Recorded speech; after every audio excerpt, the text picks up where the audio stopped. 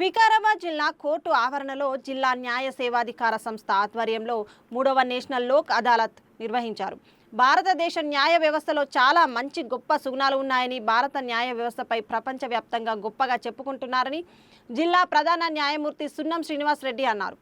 లోక్ అదాలత్ ద్వారా రాజీ పడితే కొన్ని కేసుల్లో అయినా సత్వర న్యాయం అందితే కోర్టుల మీద పనిభారం తగ్గి ప్రజల్లో కూడా శాంతి సామరస్యాలు నెలకొల్పేందుకు అవకాశం ఉంటుందని తెలిపారు. సంతోషకరం. అయితే ఎటువంటి కేసుల్ని మనం పరిష్కారం చేసుకోవచ్చు. ఇప్పుడు చాలా మంది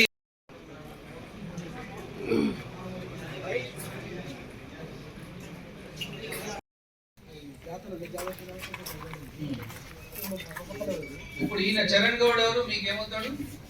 మీ బాబు. ఇప్పుడు మీరిద్దరు కూడా పరిష్కారం చేసుకున్నారా? ఏమైనా నష్టపరిహారం ఆయనకి ఏమైనా ఇస్తున్నారా? ఏం లేదు. సామరస్యపూర్వకంగా కేసుని మీరు రాజీ పడ్డారు. మరి కేసు తీసేయచ్చా ఆయన మీద? మీకేం ఇబ్బంది లేదు కదా. మరి తర్వాత ఏమైనా మళ్ళీ గొడవలు పడి బలవంత పెట్టి నా మీద కేసు తీయించారు అని అట్లా ఏమి గొడవలు పడరు కదా. ఒక్కసారి ఈ కేసు మీరు రాజీ పడితే ఇంకా శాశ్వతంగా ఈ కేసు మేము మూసివేస్తాము. దీనికి సంబంధించి ఇంకా మళ్ళీ ఫర్దర్గా ఏ కోర్టులో కూడా ఎటువంటి కేసు ఉండదు. మీరు కూడా సామరస్యంగా ఉండండి. మళ్ళీ గొడవలు పెట్టుకునే అవకాశం ఏమైనా వచ్చి మా దగ్గరికి వస్తే అప్పుడు మళ్ళీ పెద్ద కేసు అవుతుంది. ఒకసారి షేక్ ఇచ్చుకోండి, భుజం మీద చేయి వేసుకుని వెళ్ళండి. వాళ్ళ వైపు చూడండి.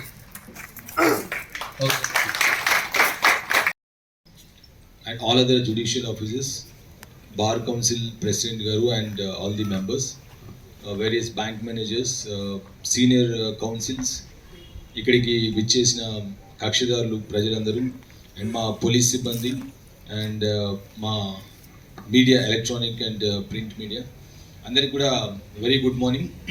ఈరోజు మనము 3rd నేషనల్ లోక్ అదాలత్ ఈ సంవత్సరానికి జరుపుకుంటున్నాం. సో బేసికల్గా నేషనల్ లోక్ అదాలత్ ఒక ఆబ్జెక్టివ్ కూడా ఇంతకుముందు చాలామంది చెప్పడం జరిగింది.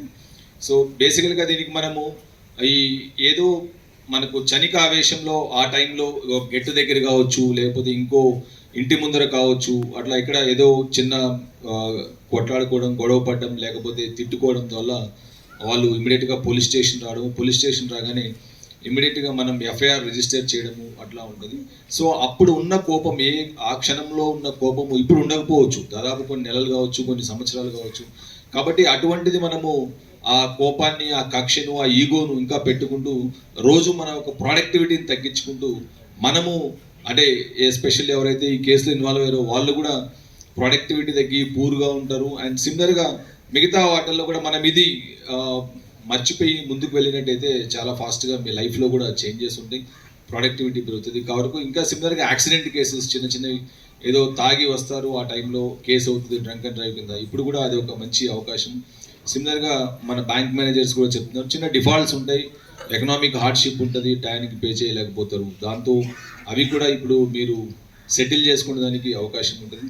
గత 1 వీక్ నుంచి దాదాపు అంటే 15 డేస్ నుంచి మా పోలీస్ ఆఫీసర్లు అందరికీ కూడా ఈ నోటీసెస్, ఇంట్రెస్టెడ్ పార్టీస్ అందరికీ కూడా మనకు ఏదైతే ఉన్నాయి కేసెస్, కాంపౌండబుల్ కేసెస్ ఏవైతే ఉన్నాయో అవన్నిటి కూడా నోటీసెస్ సర్వ్ చేసి ఇప్పటి వరకు దాదాపు ఒక మండే నుంచి ఇది స్టార్ట్ అయింది. ఒక 155 కేసెస్ కాంపౌండబుల్ అయినాయి, లిక్విడేట్ చేయడం జరిగింది.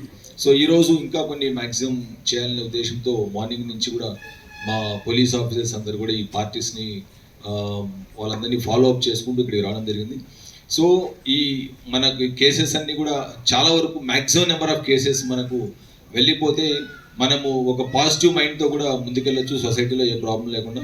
కాబట్టి చిన్న చిన్న గొడవలు ఏదైతే ఆ క్షణంలో అయినా అవన్నీ కూడా పక్కన పెట్టుకొని మీరు ముందుకు రావాలా. పెద్ద మంచి సహృదయంతో అంటే మ్యాగ్నానమస్ హార్ట్తో ముందుకు వచ్చి ఇవన్నీ కూడా మీరు ఒకరినొకరు క్షమించుకొని ముందుకెళ్ళాలని చెప్పేసి నేను అందరినీ కూడా విజేస్తాను.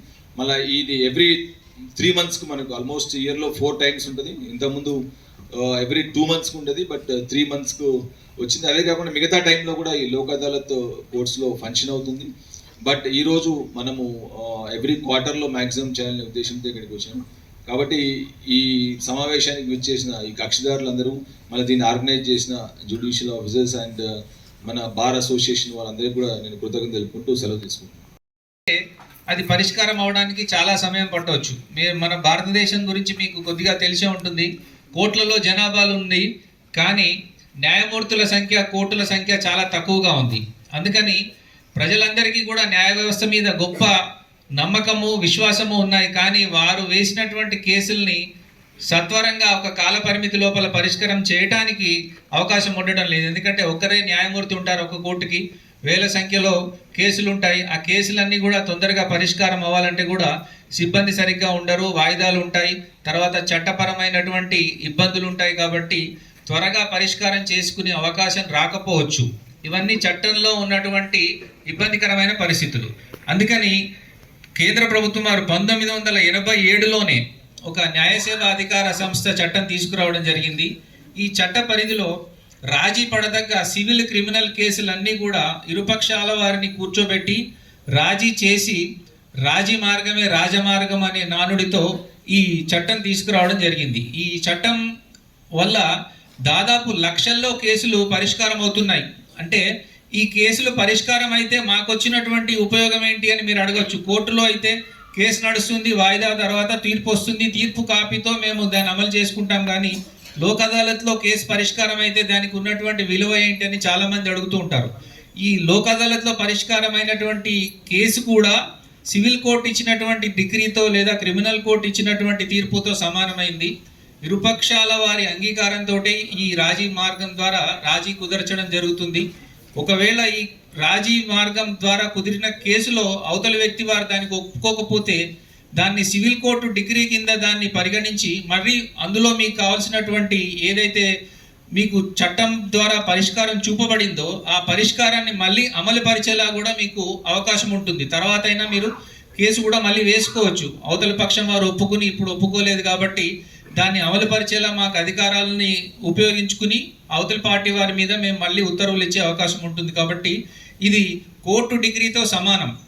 ఒక్కసారి ఈ కోర్టు డిగ్రీ మీకు లోక్ అదాలత్ ద్వారా పరిష్కారం అయితే మళ్ళీ దానికి అప్పీల్ అనేది ఉండదు. ఎందుకంటే మీరిద్దరూ రెండు వర్గాల వారు, రెండు పార్టీలు రాజీ చేసుకుంటారు కాబట్టి దీనికి మళ్ళీ అప్పీల్ అనేది ఉండదు. ఇక్కడే శాశ్వతంగా పరిష్కారం అయిపోతుంది. ఒకవేళ ఇది సివిల్ వాద్యం అయితే మీరు కట్టినటువంటి కోర్టు ఫీజు కూడా మళ్ళీ మీకు తిరిగి అందజేయబడుతుంది. తర్వాత మీ కాలము అనేది వృధా అవ్వదు. మీ కాలము, మీ డబ్బు ఆదా అవుతాయి. అవతలి పక్షం ద్వారా మీరు రాజీకి వస్తారు కాబట్టి మీకు సమాజంలో కానీ లేదా మీ కుటుంబ సభ్యుల మధ్యలో కానీ ఏమైనా గొడవలు, ఇబ్బందులు ఉంటే అటువంటివి రాజీ చేసుకుంటే సామరస్యపూర్వకంగా మీరు తర్వాత మీ వృత్తుల మీద మీరు కాన్సన్ట్రేట్ చేసుకునే అవకాశం ఉంటుంది. కాబట్టి ఇందులో ఉన్నటువంటి వాళ్ళు తొందరలో పరిష్కరించుకునేటందుకు ముందుకు వచ్చేసి మీడియేషన్, అదేవిధంగా కన్సలేషన్ ద్వారా వారి యొక్క ఏమైతే పెండింగ్ కేసెస్ ఏమవుతున్నాయో అవన్నీ కూడా వాళ్ళు రిజాల్వ్ చేసుకునేందుకు బ్యాంకు వారు ముందుకు వచ్చినందుకు డిఎస్ఏ వికారాబాద్ తరఫున మీకు ధన్యవాదాలు తెలియజేసుకుంటున్నాం సార్. అదేవిధంగా బ్యాంక్ వారు కదా మనకి జస్ట్ మన ఎప్పుడైతే లోకల్